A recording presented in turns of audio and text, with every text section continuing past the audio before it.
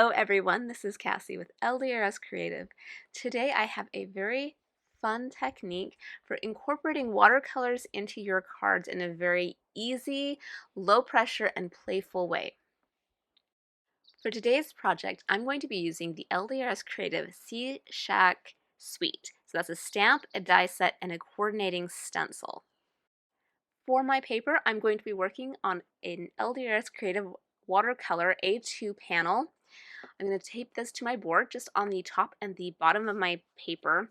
That will leave the sides open while still keeping the paper in place. Because this is an ocean themed card, I've gone ahead and chosen a couple of colors that will work for water. So I have a blue and a purple. You can use whatever colors you want for this technique though. And I'll actually show you a sample at the end with different colors.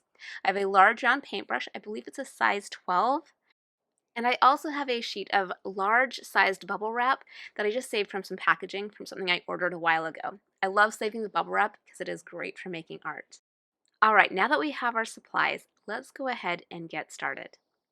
We're going to start by getting our brush wet with just some clean water and doing a rough scribble across the middle, not really the middle, it's a little bit lower than the middle of the page. I'm just doing a band of water across, and I'm making sure that my edges are uneven and scribbled. I know you can't see where the water is right now, but you will be able to see it when I add this color. We're going to drop in one of our colors. So I'm starting with my blue, and I'm just dropping it into the water, and I'm letting it kind of move, pushing it around with my brush a little bit. And then I'm going to add the second color, and I'm going to do the same thing. Just dab in little bits here and there. I'm not mixing them, I'm not overworking them, I'm just letting the water move them. If you tip your board, the paint is going to move in that water that we put down originally. I'm just going to kind of push that color around, let it move. Because of the nature of this technique, the colors are going to blend, so you do want to make sure you're choosing colors that are going to blend well together. I'm just going to keep adding in colors here and there and just kind of watching what happens with it and adjusting as needed. I'm also going to make some splatters along the outside edges where there isn't any water. This will just help soften the edge of everything so it doesn't look so harsh and it will look more playful. While you have a puddle of water on your paper, you can tip your board to keep mixing the colors. You can dab some off with a paper towel if you want to. The more you manipulate it and move it, the more those colors are going to mix and you're not going to have those swirls of color, but it's up to you what end result you want. So I'm just going to dab up some of those bigger puddles, kind of push them off the edge and dab them up. And at this point, while my paper is still wet, but doesn't have huge puddles on it, I'm going to take my bubble wrap and I'm going to lay it down onto the wet paint, bubble side down. So you want those individual cells touching the paint. I'm going to press that gently and then I'm going to weight it down. I'm just using some acrylic stamping blocks. This will just hold it in place while your paint is drying. Then we're going to set this aside for maybe 10-15 minutes to dry. While that's drying, let's talk about what I plan on putting on my card. I have chosen these adorable fish from the C-Shack stamp set. There's 2 different sizes. I've stamped them and then I used the stencil to color them with distress inks. So I used dried marigold, saltwater taffy, and squeezed lemonade. And I did a 2-color blend on each one. So the head is one color and the tail is a different color. On top of that, I covered it with some sparkly watercolor just to give the fish that shimmery glow to them. You can kind of see it catching the light right there. Using the stencil makes it super fast and easy to color these fish. After coloring, I die cut the fish and some extras out of just white cardstock, and I'm going to stack up 2 white pieces and then the colored fish on top. This will give the fish some dimension without having to worry about cutting your foam tape to make it fit and whatever else. It's an easy way to do small die cuts. Now that our fish are ready, let's take a look at our watercolor panel and see how that's doing. You want to carefully remove your blocks and then you can peel back your bubble wrap. Now if you left it long enough, the paint should be completely dry and you'll have some nice sharp shapes.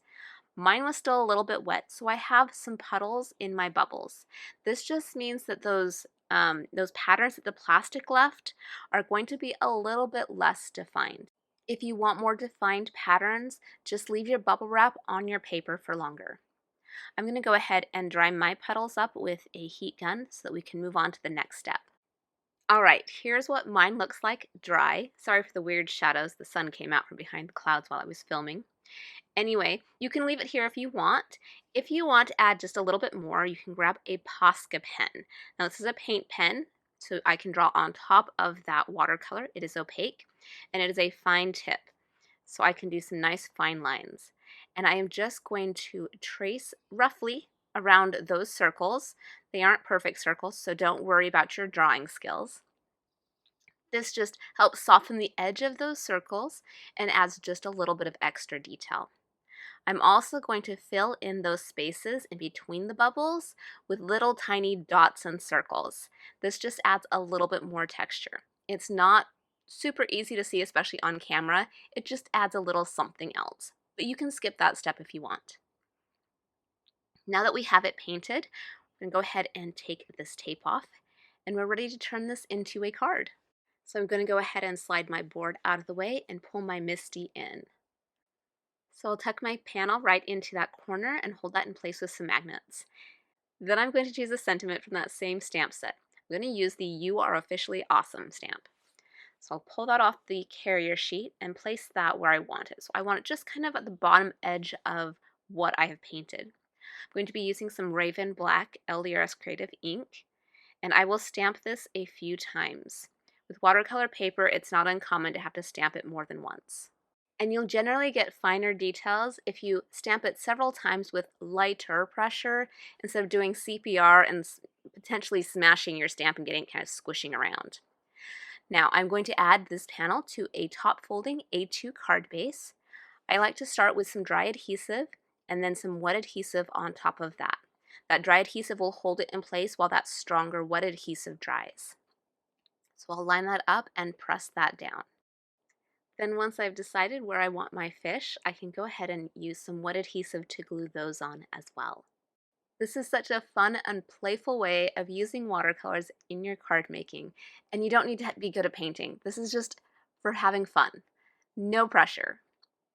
I absolutely love how this turned out. It looks perfect for an underwater bubbly scene.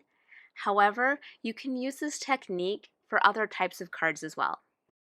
By changing your colors and just how you decorate your card, you can completely get a different look. So this card is the underwater ocean look, but I made another card where I changed the colors and I just added a foiled thinking of you sentiment. Look how beautiful that looks. Nice and easy, simple design. I hope this inspires you to pull out your paints and play this week. If you do, be sure to share with us in the LDRS Creative Facebook group.